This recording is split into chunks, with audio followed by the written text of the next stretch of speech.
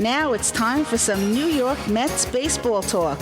Here's Gary Mack bringing you the latest news and analysis from Mets Nation and the world of baseball on another edition of Mets Musings. And hello and welcome to another edition of Mets Musings. It's number 292 of the podcast, and hope everybody had a good week. Mets are 4-3 on the current homestand, I should say. They took 2 out of 3 from the Rockies and took 2 out of 4, splitting the series with the St. Louis Cardinals. That ended today in a very nice fashion as they had a walk-off single. Jose Reyes hit a ball to the first baseman, Matt Carpenter, who was playing deep, and the pitcher never covered, and you&nbsp was able to score from third. Mets go home with a big victory after a big home run in the eighth, bottom of the eighth, by Wilmer Flores in a pinch-hitting capacity, tied the game up. The Cardinals had gone ahead in the top of the eighth with a home run by Tommy Pham. And Wilmer came up in the bottom of the eighth and matched that with his own home run. And then we went to the ninth. Conforto got a hit, got forced out at second. T.J. Rivera dropped in a nice single, big hit in that inning, in between a couple of outs being made. And Cespedes went to third, and Reyes came up and did his thing. And the Mets go home a victory. Addison Reed gets the win. Good win last night as well, and they won 7-3 and scored early and often as they jumped on the Cardinals in the first inning and the second inning. I think they got 3 runs on a misplayed ball at second as the Cardinals were in one of those stupid shifts. And the ground ball to third, and nobody knew who should cover second base. So the ball sailed out, opened up the floodgates. Mets took advantage and scored some runs. So I guess defense doesn't count, right, Sandy Alderson? Defense is only a minor part of the game, according to, and we're from Phillies Talk Podcast. According to Mr. Alderson. But it won 2 games for the Mets, and it lost 2 games for the Mets. They had a terrible defensive game. I think that was the first game of this 4-game set. But Sandy Alderson doesn't care about that because he don't care about defense. I mean, I think you still have to catch the ball in this game. And I don't understand where this guy thinks that defense doesn't matter. If that was the case, why didn't he make more of an effort to get Daniel Murphy? I thought the idea was to get better defensively. But no, he let Murphy walk. He did make him a qualifying offer, but if he really wanted to keep him, he would have made him an offer for a couple of years contract.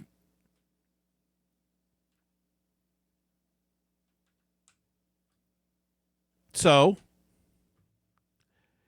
he still claims, though, defense is just a small part of the game. The numbers show it. The numbers. All of these sabermetric guys with their numbers. I think we're beginning to see that it's not all about the numbers. Even Theo Epstein, who was the foster child for sabermetrics and statisticians, has said that he's realized that chemistry plays a big part and that you can't quantify with numbers the character of a player, the clutch of a player. But Sandy Alderson is still going on the numbers. And why in God's name has he not made a trade yet? What is he waiting for? The deadline's in 2 weeks. He has marginal players to trade. He's got a couple of good pieces, but for the most part, he's got marginal players. He could have been more aggressive with the Yankees. They needed a first baseman. They needed a relief pitcher. Could have been Reed and Duda, and maybe they could have got rid of something else to the Yankees. But no, they went elsewhere. Now, Reed's a good piece to have.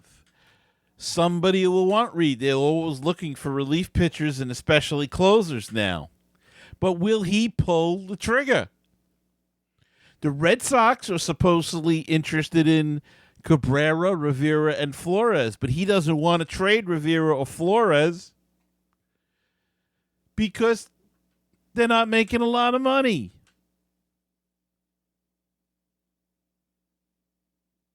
But how are you going to get better if you don't make a deal? I think the game has passed him by. And I know there are a lot of supporters out there that are going to say, well, look at the trades he made. Well, let's take a look at some of the trades he made. Carlos Beltran for Zach Wheeler. You can't really judge that trade. Beltran's been producing since that trade. Has Zach Wheeler really produced a lot yet? Not really. He got injured, missed 2 years. So how do you look at that deal? It's hard. Even the other deal, the Dickey for Syndergaard, Darno, and Bucera and Buck, was that a good deal? I don't know. People say it's a steal. Is it? It's yet to know what Syndergaard's going to do. Is he going to blossom into the ace that we've all seen glimpses of? Darno's been so-so. He's in and out of the lineup. He's hurt a lot. Bucera regressed this year in the minors. Buck was traded for Dilson Herrera and Vic Black. Vic Black is gone out of the organization, as is Herrera. So I guess you could say for that deal we got Jay Bruce. But Bruce is a free agent. So if he leaves, you got nothing out of that deal. That part of the deal, if you follow the family tree, so to speak.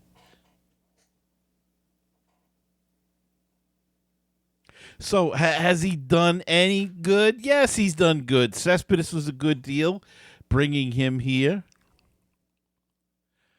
But his draft picks has not been outstanding so far, other than Conforto. I mean, there are a couple of other guys that may or may not make the majors, but for the most part, they haven't been overwhelmingly successful.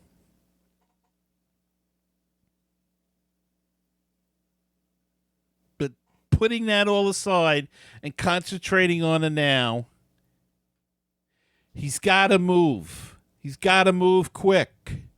He dawdles too much. He waits till the last minute, and then everybody else cherry picks around, and then he's picking up the scraps. And he does the same thing with free agency. Wants to see who doesn't get signed, and then he can get him cheaper at the last minute. So it's kind of a pattern, and I just think that the numbers, going by the numbers like he does, I think that's changing in the game already. I think it's changing where people are still going to... There is a place for the sabermetricians and the statistics, but you cannot run a franchise based on numbers alone. And that's not me. That comes from Theo Epstein. And I think he's got some credibility. Just won 2 championships, one with the Red Sox after 80-something years, and one with the Cubs over 100 years. So I think he knows a little bit about what he speaks. I think it's time for Sandy Alderson to go. At the end of the season, this organization needs to be swept clean. And I'm not blaming Terry Collins in any of this. Because as far as Terry Collins goes, he's got to put out there who he has on his roster. And if he's got to play guys on Social Security at second and short, then he's got to play them.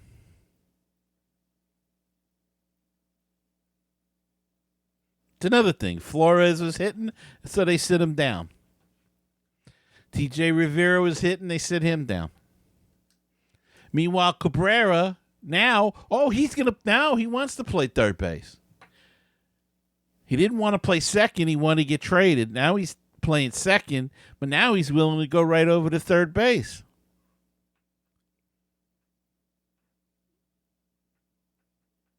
When Neil Walker comes back. So, this organization, though, needs a clean sweep. They need a change in philosophy. They need to overhaul their medical and their training philosophy. Too many injuries. There's got to be a reason for it. Too many pitchers going down. We've got another one. Thomas Szapucki, top pitching prospect in the organization, underwent Tommy John surgery.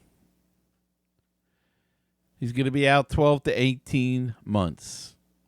He missed time early this year with his left shoulder impingement. He had a 2.79 ERA and a 1.17 whip with 27 strikeouts and 29 innings over 6 starts for Columbia this year. He had a great season last year with Brooklyn.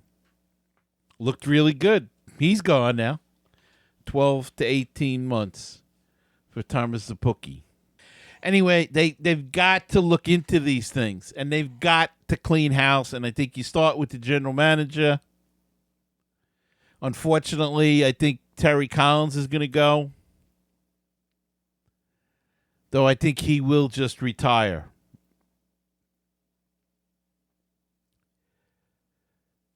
And you go from there. Pick a GM, a new GM, let him hire the manager. And let the manager pick his coaches.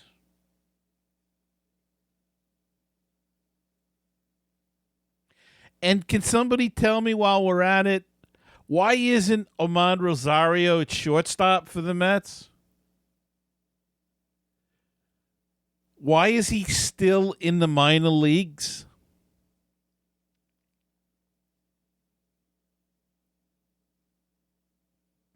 He should have been up here a month and a half ago. But no, Sandy doesn't want to bring him up yet. Doesn't want to put pressure on him to be the savior. Nobody said he's going to be the savior, but we'd like to see the kid play. Let's bring him up here. Let him get a taste of the major leagues. He's ready. He's ready to go. For that matter, bring up Dominic Smith. He is red hot in Las Vegas.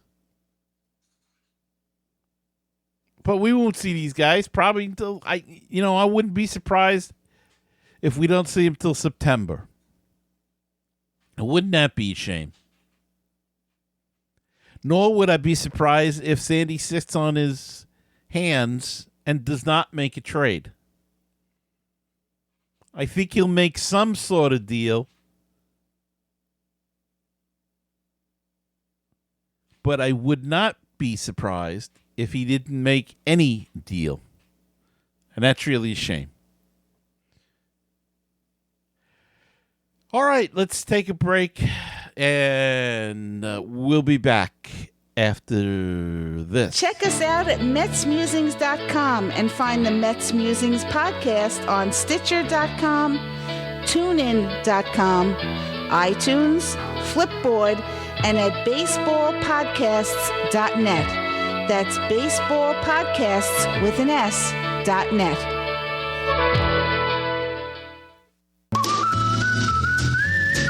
Did you know that Baseball PhD can be heard on BaseballTalkRadio.com?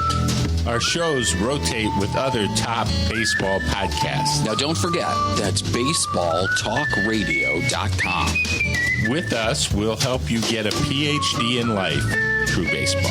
With baseballtalkradio.com, you'll hear the rest of the excellent universe of baseball podcasts. With all the Mets news, it is the news from around the world and around the corner. Here's Gary Mack. And thank you, and we're back. And a couple of notes that didn't get to before. Jason Bradford was sent back to Las Vegas, and right-hander Hansel Robles has replaced him. He was called up and promptly gave up a 2 or 3 run homer the other night. Mets infielders Asdrubal Cabrera and Neil Walker, as I said earlier, will begin taking ground balls at third base. Now, both of them will be taking ground balls at third base. Walker hamstring will begin practicing in the position once he comes back from the disabled list. However, Cabrera won't play third until Walker returns to the lineup, according to Collins. Cabrera told reporters he's willing to slide over to third, a position he's only played once in his major league career. Also, another move today, finally, and I know this news will make Jeff from Long Island extremely happy. The Mets have activated left-handed reliever Josh Smoker off the disabled list and have designated right-handed reliever Neil Ramirez for assignment, the team announced today. Smoker, who had been on the DL with a left shoulder strain, had been rehabbing with Class A St. Lucie and Double A Binghamton over the last 2 weeks. The left-hander has a 7.45 ERA with 17 walks and 36 strikeouts in 29 innings. That was all for the Mets this season. He last pitched for the Mets on June 13th against the Cubs when he allowed 3 runs in 4 innings. Perfect guy to bring back to already weakened bullpen. But at least Neil Ramirez is gone. And Jeff, I wanted to announce that just for you, buddy.